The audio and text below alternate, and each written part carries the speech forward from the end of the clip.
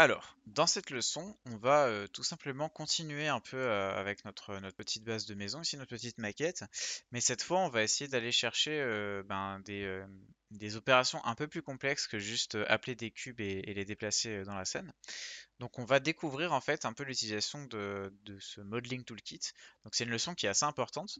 Je vous conseille de manipuler en même temps que moi, voilà, peut-être d'écouter une première fois, puis après de refaire en mettant en pause et tout. Donc essayez d'utiliser voilà, le tuto à bon escient.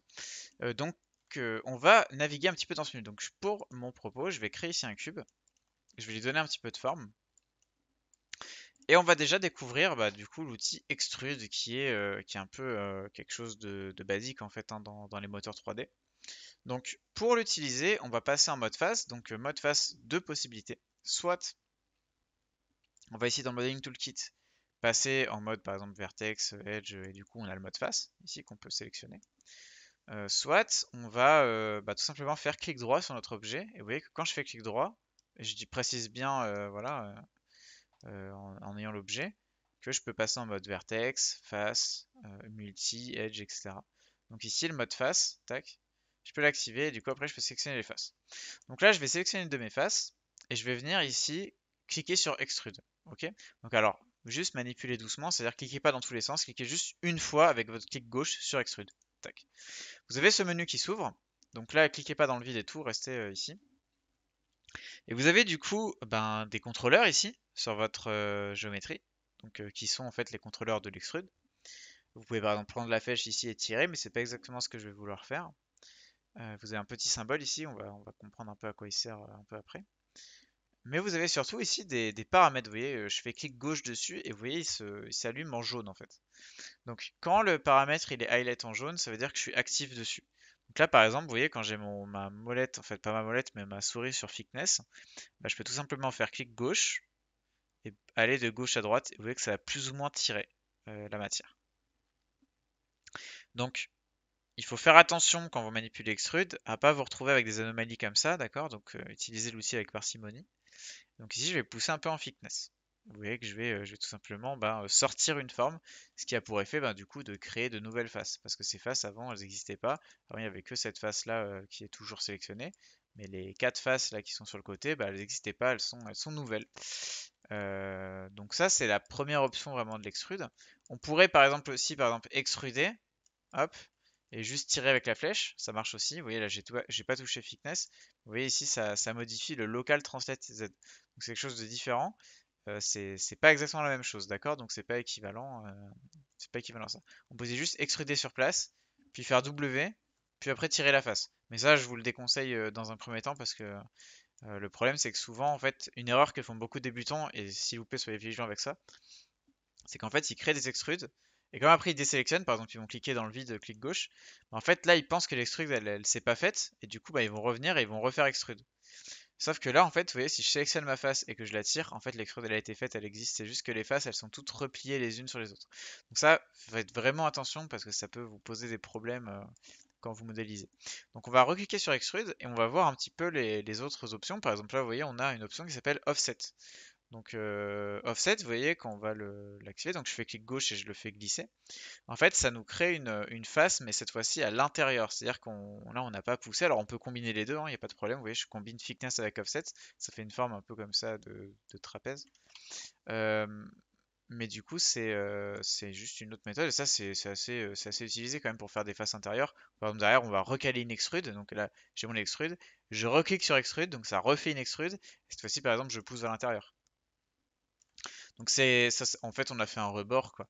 Les rebords, on en fait par exemple quand vous voulez faire des faces intérieures. Vous pouvez pas juste venir ici faire extrude et pousser à l'intérieur parce que ça nous crée ce problème qu'on connaît hein, qui fait qu'il y a des faces qui sont superposées. Donc on va plutôt venir ici, on va mettre un peu d'offset. Hop, même si c'est très léger, hein. Vous pouvez à tout moment appuyer sur la touche contrôle en fait.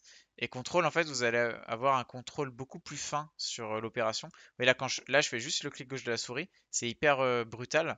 Et quand je fais CTRL et que je fais clic gauche, après, là, c'est beaucoup plus doux, la méthode. Donc, je peux faire mon petit rebord, et après refaire une extrude et pousser vers l'intérieur. Donc ça, c'est... Entraînez-vous à faire déjà des petites formes très très simples, comme ça, vous prenez juste un cube et Voilà, vous modélisez, vous sortez les formes. On va apprendre aussi l'outil division. Donc du coup, division, tout simplement, en fait, il vient ajouter vous voyez, quand j'augmente le nombre de divisions, il vient ajouter des lignes intermédiaires entre bah, la phase de laquelle on est parti et la phase sur laquelle on arrive. Donc ça nous va être très pratique quand on va essayer de faire des zones un peu courbes et tout, vous verrez. On va avoir ici peut-être le twist, que là pareil on peut pas utiliser, mais ça viendra dans le tuto. Et on a cette petite option qui s'appelle Keep Face Together, qui est pas forcément facile à comprendre. Mais regardez, en fait, quand je suis en mode Keep Face Together, donc là j'ai plusieurs faces, donc j'ai fait clic gauche, clic gauche, clic gauche, donc j'ai plusieurs faces. Si je fais Extrude et que je pousse en Thickness, bah, vous voyez, là j'ai poussé les différentes faces et les faces elles sont solidaires les unes avec les autres, c'est-à-dire elles sont collées. Si j'enlève le Keep Face Together, donc ouais, je le prends, je le mets sur Off, vous voyez que là les faces elles se sont poussées individuellement les unes les autres. Donc c'est tout simplement ça le Keep Face Together. Et tout à l'heure je vous disais il y a une différence entre faire du coup une thickness ici ou faire une local translate. Pourquoi? Parce que si vous prenez par exemple la flèche là ici et que vous poussez, en fait vous voyez le problème qu'on a là c'est que ben du coup il y a des faces qui se poussent pas correctement.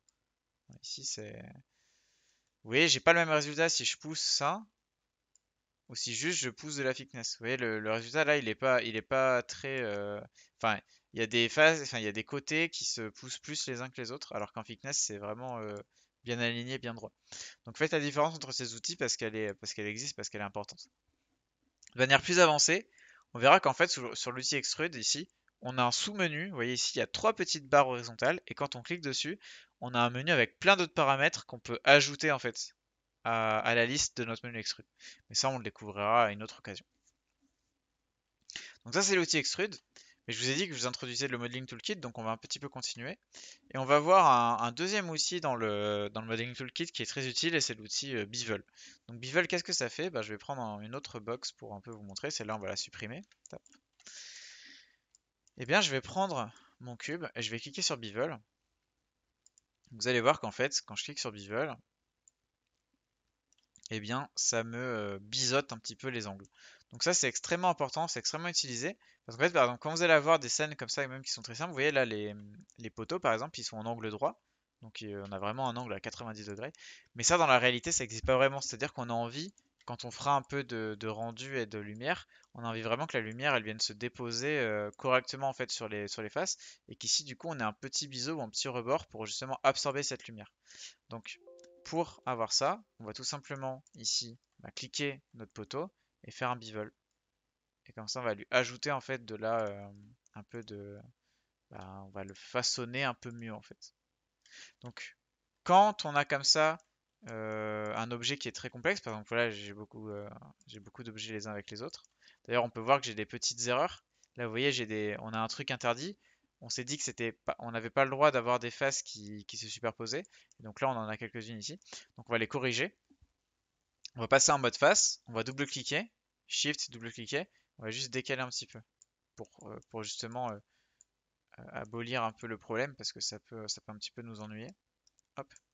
Donc ce que j'allais vous dire, c'est que quand vous avez un objet complexe, comme ça, si vous faites un bevel, en fait, ça bevel bah, toutes les phases de l'objet. Donc là, du coup, vous voyez que ça s'applique sur toutes les planches, donc c'est pas mal. Là, ce qui est un peu compliqué, c'est que ça le fait aussi sur les cylindres, ce qui peut ajouter du coup beaucoup de polygones, donc faut faire attention.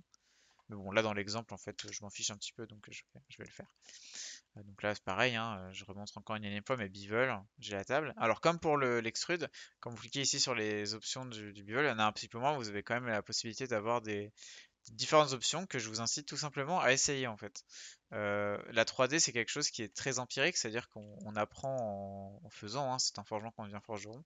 Moi je vous incite comme ça dans les logiciels à, même quand on vous le dit pas forcément, à venir essayer, à cliquer des options et tout, parce que bah, c'est ça qui va faire que vous allez des fois assimiler un peu de la connaissance. Donc voilà, là je les bevel un peu tous. Alors là je prends mon temps. En vrai ce que j'aurais pu faire c'est tous les fusionner et tous les bevel en une seule fois. Mais bon, là, on a le temps, on peut faire plusieurs fois la manip, donc pas de problème. Là, vous voyez, quand je suis là, j'appuie bien sur CTRL, parce que le problème, c'est que sinon, ça part un peu en cacahuète. C'est pas forcément précis, voilà.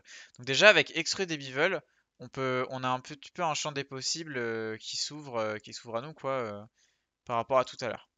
Donc on va, maintenant, par rapport à ce nouvel outil, on va essayer un petit peu de modéliser des formes.